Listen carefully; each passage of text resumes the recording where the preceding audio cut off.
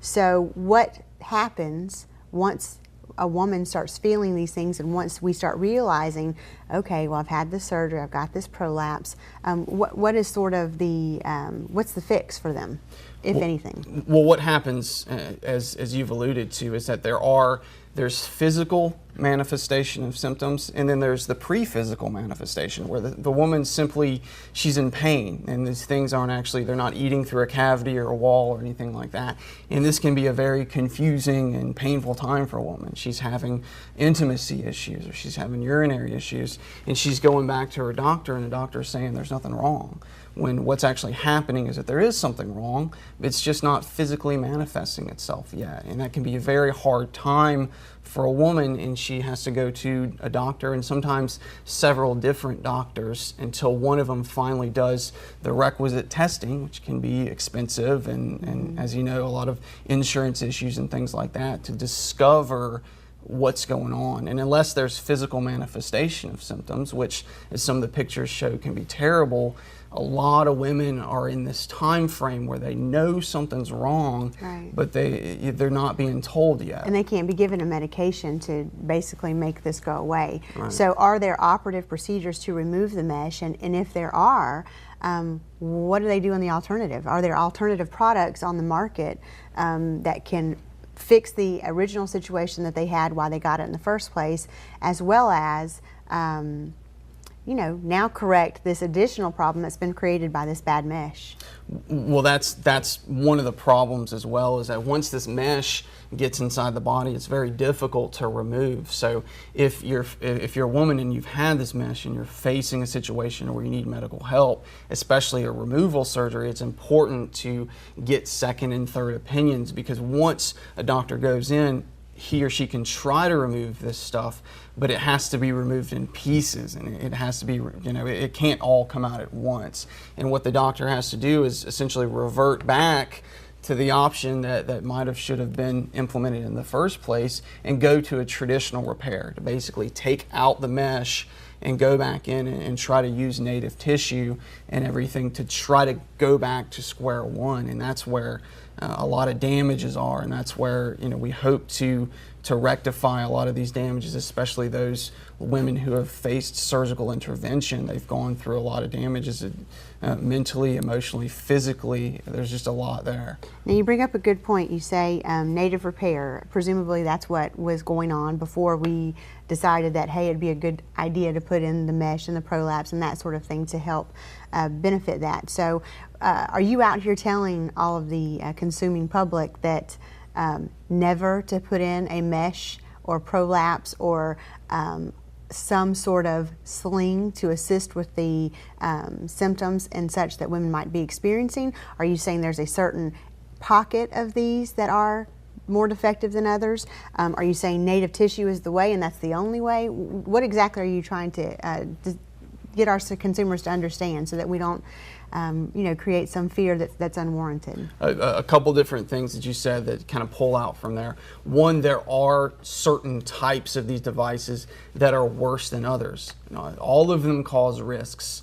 The pelvic organ prolapse kits are very very severely defective devices. And explain why that is. They're defective because that large piece of mesh, all of that polypropylene in the body is going to have a severe reaction to that foreign body.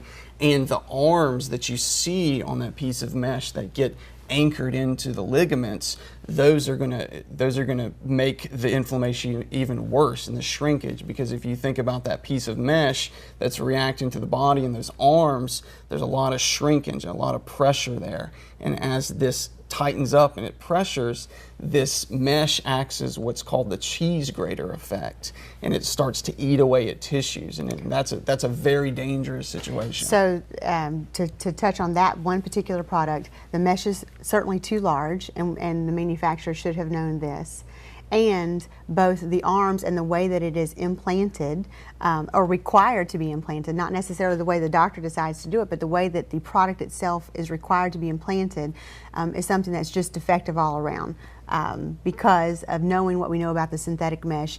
This is something I'm assuming they should have known and could have studied with regard to the shrinking effect, with regard to how much space is needed before you implant it into the body, with regard to whether or not it adheres to the body and embeds in the body. These are all things that could have and should have been acknowledged or understood prior to them being implanted. Is that true? That's correct. That's correct. So moving to the other product then, the sling, just the regular sling, what are the issues that we need to look for with regard to the sling? Why are they bad? Right now, the FDA and the regulatory bodies have not implemented the slings quite as thoroughly as they have with the pelvic organ prolapse kits. But right now we're in a market where there are just so many of these slings out there, and they have had the same stigma of just mass production, that there are some of these out there that are arguably better than others. And right now, what's going to happen is the FDA and some of these lawsuits are going to sort some of that out. Some of them, for example, what's called a mini sling. A mini sling is a smaller version of the sling, and that's a product that's also being taken off of the market. So with if you're a woman and you approach a doctor and the doctor says, well, let's surgically intervene if you're having stress urinary incontinence, and you need to find out what product is going in your body and do some research on that product and see how well studied it is, how long it's been on the market, and if there's any other way to deal with the problem. Those avenues should be thoroughly exhausted, because once a foreign body gets placed into your body, it can often not be reversed, or reversed after serious surgical intervention.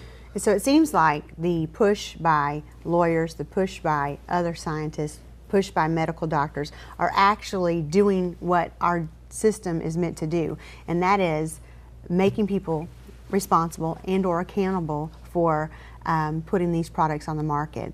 And hopefully with the FDA's help, which it seems as though it's already happening with the prolapse kits, those are coming and being pulled off the market. And so we just have to wait to see what's going on with these other particular devices. We understand, as does the FDA, that it's important. It's very important to make sure that women's issues are handled, and that they're handled with great care, while at the same time making sure that a woman understands what are the risks that we're going to be involved in. Am I going to be better off or worse off? And again, depending on the severity of your symptoms, which you need to speak with your doctor and you need to be clear about it, our goal is to make you aware there are potential issues out there. It's not to make you fearful of ever encountering these innovative aspects and procedures, but it's just to make you aware.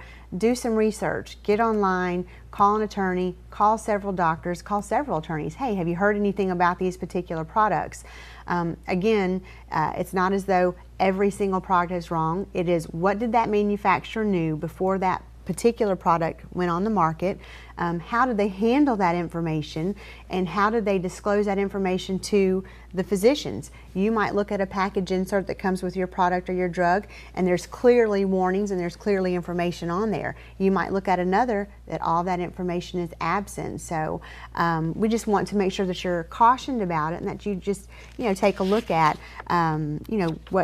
what's out there for you. There's dozens of these devices, as Robert mentioned. We've got about 60 seconds or 30 seconds. So Robert, real quick, when you say the FDA has acted, what exactly does that mean? What action did the FDA take recently with regard to prolapse? In July of last year, July 2011, the FDA came out and they made an announcement that there's been a lot of adverse events. And then later in September, they held a meeting. And that meeting had a group of scientists and leaders in the field, and they came together and they decided that certain products, mini slings, mini SUI slings, and pelvic organ prolapse mesh, they need more studies. They need more studies because what's out there is not safe, it's not effective, and it's affected the women, it's affected all these people, and it needs to come to a halt. We appreciate your time, and thanks for tuning in. Thank you.